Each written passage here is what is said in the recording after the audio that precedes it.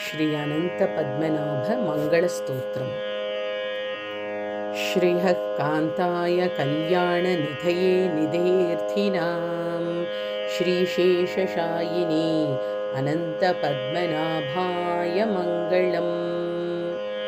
स्यानन्दूरपरिभाग्य भव्यरूपाय विष्णवे आनन्दसिन्धवे अनन्तपद्मनाभाय मङ्गलम्।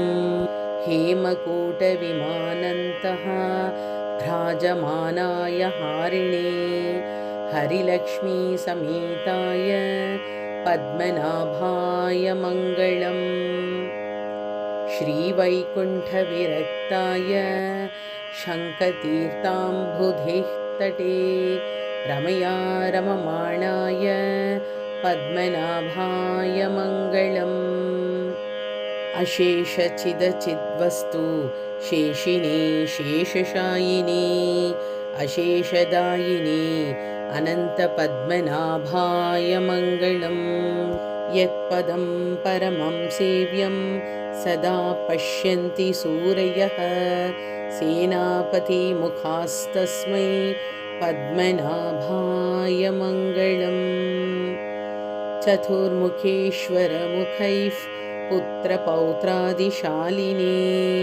समस्तपरिवाराय पद्मनाभाय मङ्गलम्। दिवाकरयतीशान योगिहृत्पद्मभानवे परस्मै ब्रह्मणे अनन्तपद्मनाभाय मङ्गलम्।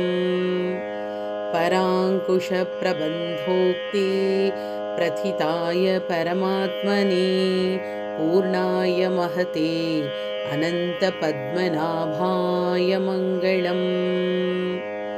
वञ्चिभूपशिरोरत्न रश्मीनीराजिताङ्घ्रये वाञ्छिताखिलदायास्तु पद्मनाभाय मङ्गलम्। सर्वावयवसौन्दर्य सौवर्णसुषमाजुषे सदा सम्मोहनायास्तु पद्मनाभाय मङ्गलम्।